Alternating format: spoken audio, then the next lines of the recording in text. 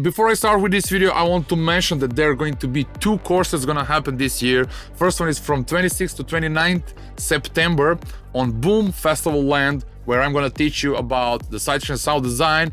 You can find the link in the description or in the comments below if you want to apply. And this is going to be one of the first sound design courses gonna happen in Boomland. So if you are interested about, follow the link below where you can read all the information.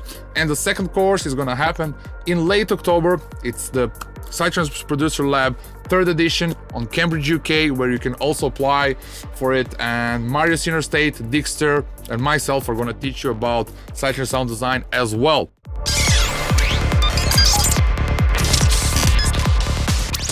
There are two types of the bass lines that are most popular today. The first one is the rolling bass line, which we know already and that I have plenty of videos about. And the second one is the multi-layer or the deep bass line, which is often called also the square bass line. So the square bass line is called square because mostly is made from square waveform, but the characteristics of this bass line is that they are deeper and they are not that aggressive or uplifting as a rolling bass line. So in this video I will use the project that I just created lately and which I already created the bass line, so I will show you the bass line that I already created, and then I'm gonna make the one bass line from the beginning and I will try to create a different one so you can see the whole process and how it's basically used. When it comes to the rolling bass line, it's really hard for us to have additional layers because there are not going to be many space, because it's the rolling bass lines are mostly strong in the high and mid and low frequencies, so they're gonna take the full range. So when it comes for the multi-layering on the rolling bass line, I don't think it sounds pretty nice because we mostly made our rolling bass lines from the saw, which is really rich with the harmonics, and also we will design, as the latest standards are, that we're gonna make these rolling bass lines to be really rich in the low, mid and high frequencies, so they're gonna take up the full range, and we're mostly gonna make them in the 16s, so there's going to be a lot of information and there's not going to be much of the space for additional layers. But when it comes for the deep bass lines, I always advise to have a multi-layer because we can create this communication in between of the bassline layer notes and we can create a really interesting game. So let's hear the bassline that I already created.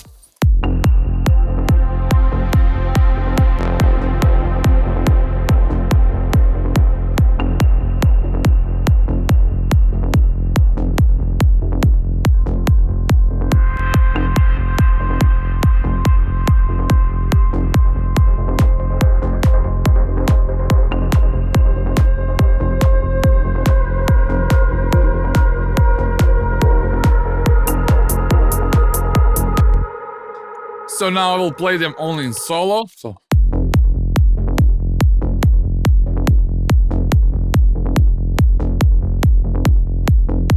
So basically there are 4 different layers to the bass line. The kick is not that punchy, and this is something that I would like to that you can pay attention on, is that if you use the same kick for the rolling and the deep bass line, you're gonna miss the essence of it. So for this deep bass lines, there's not much of the mids and highs punching there, and the whole idea is that they do not have the mids and highs in that amount as we would like to have with the rolling bass line, because rolling bass line, it's more like a groovy, it has a bit more aggressive vibe, and it's kinda a lot of power there. And this is why when we have the rolling bass line with a lot of highs and mids, it sounds punchier, it sounds more aggressive, it just pumps in that energy. For the deep bass lines, the same word or explanation says they are kind of deep, and in order to make them to sound deep, we should reduce the level of the highs and mids and make them to be more in the low area.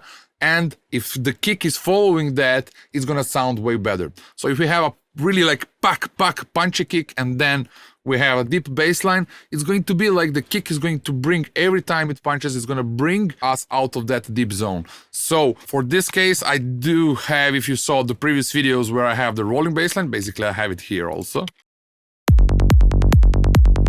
But if I use the rolling bass line, then I will bring those mids a bit up and I will remove the compression as I have here for the mids and highs.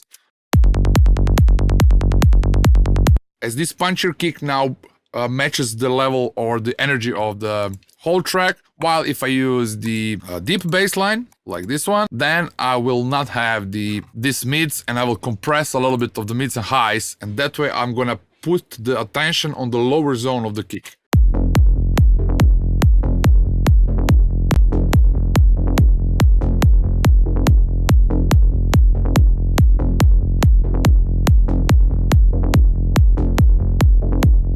So the punch is there, but it's a way lower, and it just matches the whole vibe of a whole track. So the first bass line is from Rapture. Basically, it's nothing complicated there. It's just, yeah, sorry.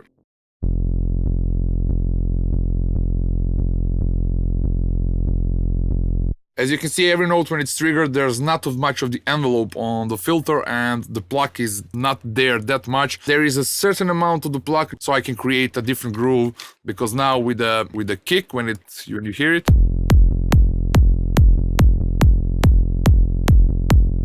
so I'm just adding a rhythm. Basically, it's kind of not an offbeat. It's like one long note, but just I'm triggering the next note, like dan dan dan dan dan dan, and that way I'm adding kind of difference to the groove. I don't want every note to be just like wah, wah, wah, wah, as I see it as a boring. There's a quadrifuzz, there's R bass, PJ 979, and a bit of the EQ with the low cut, brought a little bit of lows, and the area of 189 hertz is just reduced, and of course the LFO tool, but not all the way down. I just wanted to have a little bit of the punch on the kick as well. So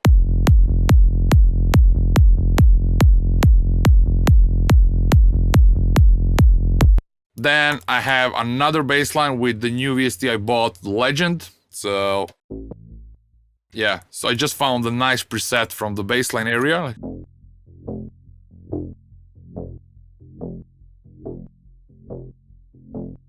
So it's kind of an ARP. I have a shaper box 2 times. One is just to reduce the lows when the kick punch in, and the second one is doing, yeah, just adding a little bit more of sidechaining to the whole groove. Both of them are on 1/4, and then I have Pro Q3 where I just reduced. As it's a stereo, I have a low cut on everything below 200 hertz because I don't want it there, and I just reduced some of the frequencies that had a bad collaboration with the main bassline.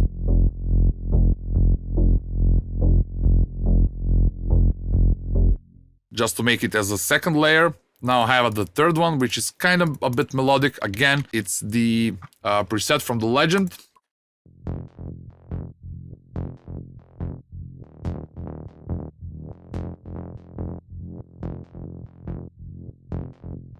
And the fourth one is from Dune, where I just made the... So just one pluck, so basically...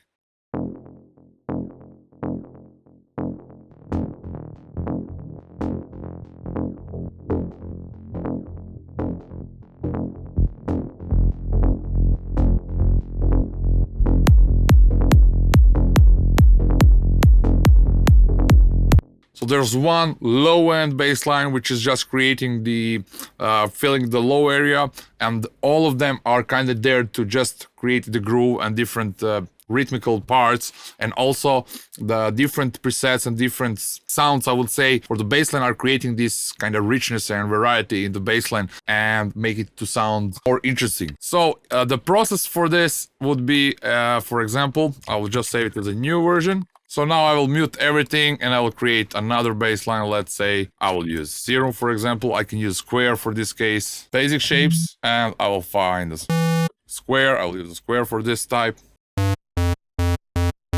Okay, I will put a filter in. So why does the Square sounds a bit better sometimes from the Saw? So the difference is that on the Square, if we put the A, the first one is going to be on 55, but the second is going to be on 165, because it's not gonna have the harmonic in the middle. So it's a different position of the harmonics, and it's different. So it kind of has a less information, and mostly it's gonna sound a bit deeper from the Saw itself. So less harmonics, less information, and that way we concentrate mostly on the lower area or the low frequencies. So this is the main difference between the Saw and the Square. So now I'll add just a little bit of the punch on the... And I'm gonna make this to be envelope.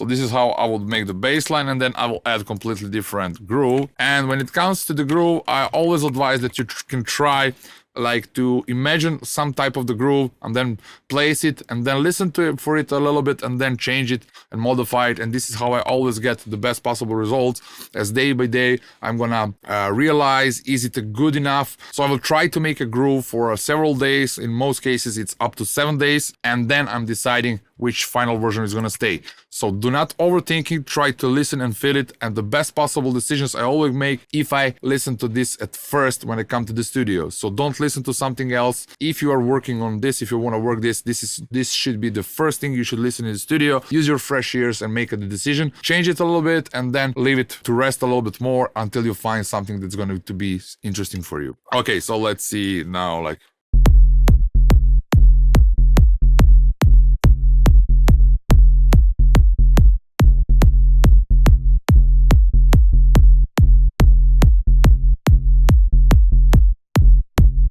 okay, so I'm gonna try to work with this to see what I did.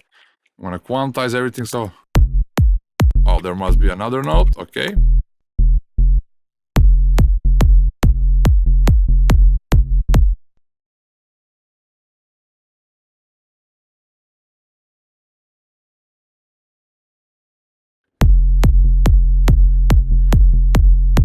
And I'm gonna put LFO tool straight away.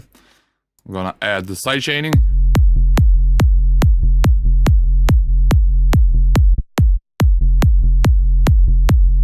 Now I can use different notes as well. Maybe I can make it a little bit more melodic.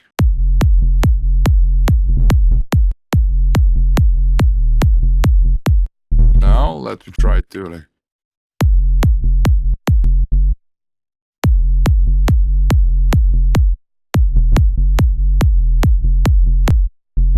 Yeah, maybe something like this.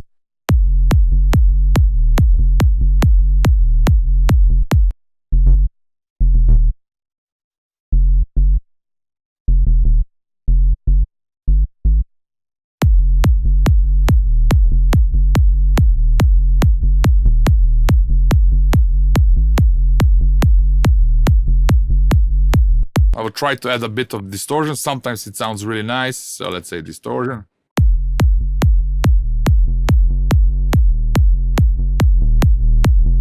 Okay, so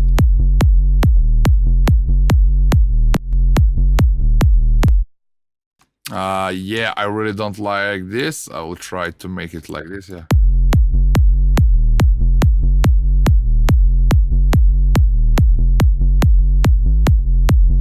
Yeah, this is a way better. So I'm gonna keep it, all right?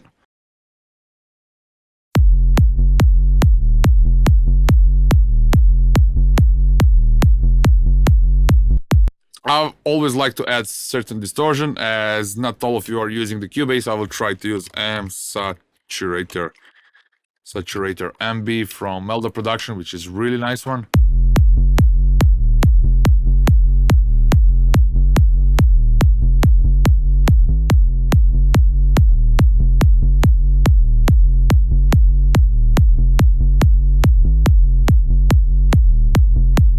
Yeah, it does sound better with the Saturator MB. Pro Q, of course, because something that's happening over here, if you can see, this is a lot of the information on the low area, which I really don't want.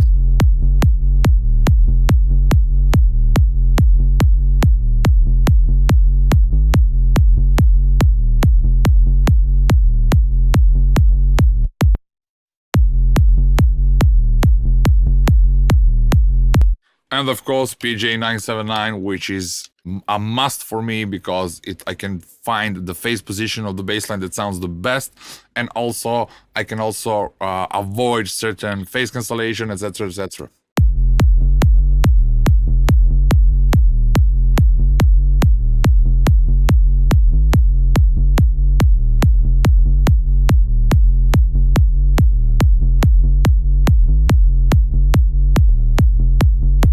How do I find the best possible spot? Is just when you find the right position, it's like there's a little bit more of the low end, which means it's gonna collaborate way better with the kick, and I don't need necessarily to use any of the oscilloscopes, etc., because I really do not think this is completely necessary, and I really don't believe that perfect phase alignment is working the best. And I have a video that I prepare about the kick and bass alignment, which I'm gonna explain in details everything, but I really don't think that phase aligning perfectly is the best possible solution. There's always a lot of things which we can do. What I prefer mostly doing is that I'm gonna find the best possible position in that moment. Later on, maybe I'm gonna deal with that, but I'm not gonna follow any set of rules necessarily. I'm just gonna try as much of the things as possible and decide in which the moment I'm gonna get the best possible result.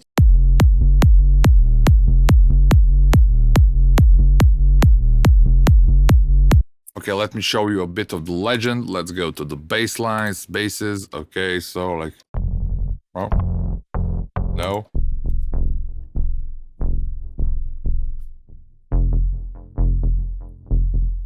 Okay, so I'm already when I heard this, I already knew I want to make something like dun dun, dun dun, dun dun, dun dun dun. So I can draw it straight away. So it's going to be like, come on, yep. Down, down.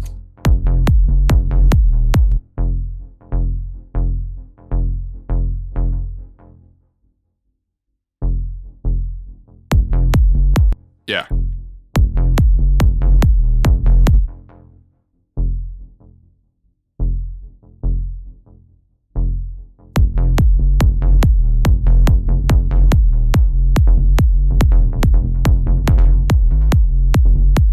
I just need to match with the notes, like.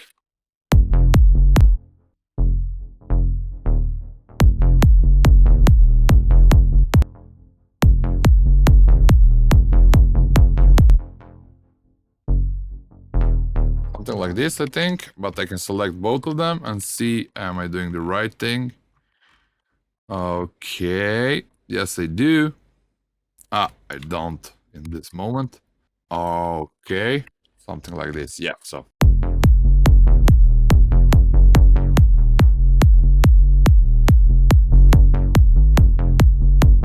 I do not want the low end from this second bass line because I really don't need two of the first, in the position of the first harmonic, like.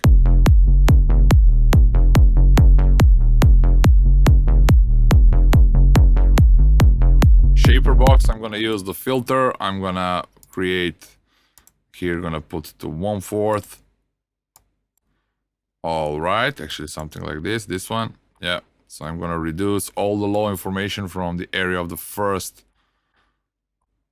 Okay. What happened over here?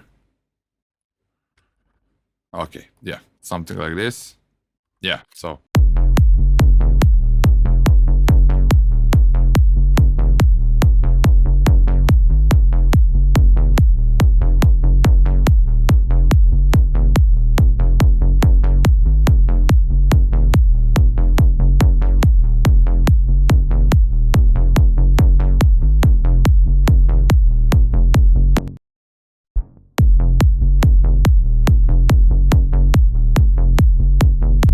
Of course, I'm gonna use the Procute 3. And I'm gonna add the stereo low cut side. I'm gonna check, does it have?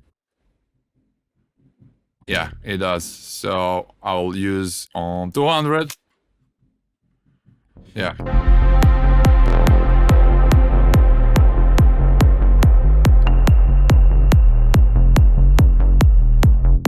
And for this one, R bass is always the best because it's gonna bring R bass. So for this, I always like to use this R bass because it's bringing some information in the area of the second harmonic, which is really nice, and it's make the bass line to sound warmer. So if it's like fully in the low end, I always prefer to do it with the R bass instead of bringing some frequencies that are not existing. So without.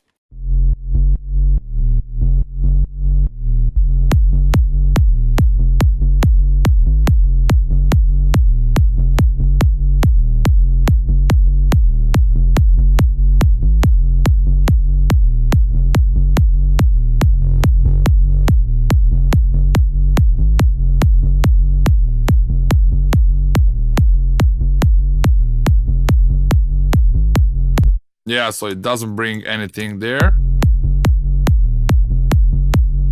And now I need completely to change the phase again because our bass is changing the phase.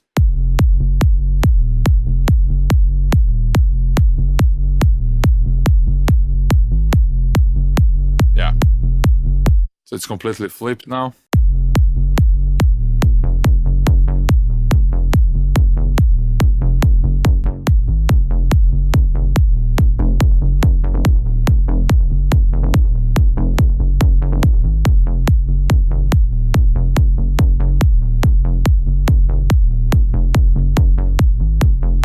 And that would be all. So basically I will add more layers, etc, etc. The first thing is to create something with multi-layers, keep it, work on something else, and then the next day when I come in, I'm gonna try and hear what is good, what is not. I'm gonna replace, make a modification. If it doesn't work, I'm gonna delete it and start over.